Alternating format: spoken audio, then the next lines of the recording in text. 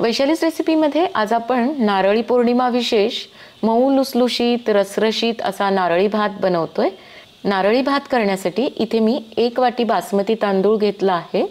तर मी इथे बासमती तांदूळ घेतलेत, पण तुम्ही रोज ज्याचा भात बनवता किंवा रोज जे तांदूळ वापरता ते कुठलेही तांदूळ घेतले तरी काहीच हरकत नाही।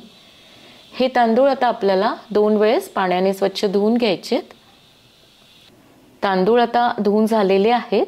यामध्ये वरून स्वच्छ पाणी घालूया आणि हे तांदूळ आपल्याला 20 मिनिट असेच भिजवत ठेवायचेत। आता तांदूळ भिजून 20 मिनिट झालेले आहेत, तर हे तांदूळ आपण एका चाळणीवर घालूया, म्हणजे यातलं सगळं पाणी निथळून जाईल। भात करण्यासाठी आता गॅसवर मी कुकर ठेवले, यामध्ये 1 चमचा साजूक तूप घालूया। तूप मेल्ट झालं की लगेच 4 लवंगा घालूया। 1 इंच दालचिनीचा तुकडा घातलाय। 1 मिनिटभर हे दोन्ही परतून घ्यायचं आणि लगेच आता आपण चाळणीवर उपसून ठेवलेले तांदूळ घालूया। आता गॅसची फ्लेम मी लो टू मीडियमच्या मध्ये केली आहे। हे तांदूळ आपल्याला फक्त 1-2 मिनिटच परतून घ्यायचेत। हलक्या हाताने परतायचं, म्हणजे मग या तांदळाचं शीत मोडत नाही। तर आता हे परतून झालेले आहे। पाणी घालायचंय। 1 वाटी तांदळासाठी 2 वाटी पाणी घालायचंय। आपण तांदूळ आधी भिजवून घेतले होते, त्यामुळे एवढं पाणी पुरेसं आहे।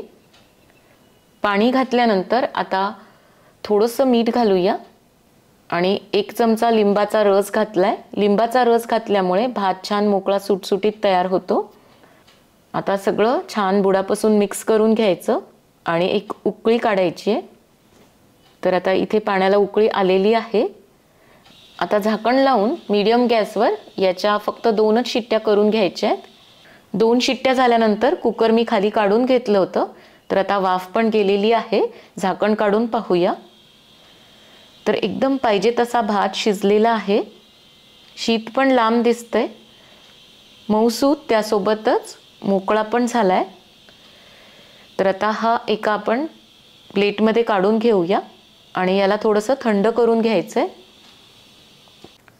भात परतून घेण्यासाठी आता गॅसवर मी कढई ठेवली आहे। यामध्ये 2 चमचे साजूक तूप घालायचंय आणि इथे मी काही ड्रायफ्रूट्स घेतले आहेत।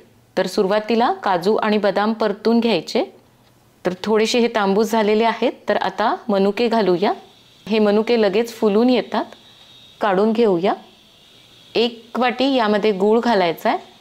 तर आपण 1 वाटी तांदूळ घेतले होते, त्यासाठी मी इथे 1 वाटी गूळ घेतलाय। गूळ आपल्याला फक्त वितळून घ्यायचा आहे, फार वेळ याला गॅसवर ठेवायचं नाही। गूळ आता मेल्ट झालेला आहे। तर 1 वाटी यामध्ये ओलं खोबरं घालूया।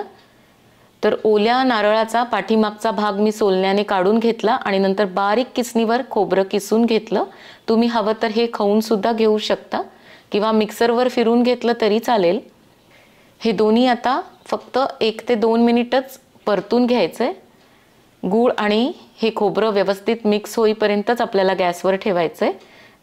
जास्त वेळ जर आपण याला गॅसवर परतत राहिलो तर हे मिश्रण कडक होतं। तर आता परतून झालेलं आहे। लगेच आपण शिजून थंड करून घेतलेला भात यामध्ये घालूया। गॅसची फ्लेम कमी ठेवायची आणि सगळं व्यवस्थित एकत्र करून घ्यायचं। आता अर्धा चमचा वेलची पूड घालूया आणि जायफळ किसणीवर किसून घालायचंय। तर साधारण पाव चमचा मी जायफळ घातलंय। सगळं व्यवस्थित एकत्र करून घ्यायचं। केशरच्या 10 ते 12 काड्या मी कोमट दुधात भिजवत ठेवल्या होत्या। तर आता हे केशर घालूया। आता झाकण न ठेवता हलक्या हाताने हे सगळं मिक्स करून घेऊया। यावर झाकण ठेवायची गरज नाही, असंच अधूनमधून याला हलवून घ्यायचंय। तर मी आता हा 3 ते 4 मिनिट परतून घेतलाय। आपला नारळी भात तयार आहे। केशर घातल्यामुळे रंग खूप सुरेख आलाय। तर अवश्य बनवा।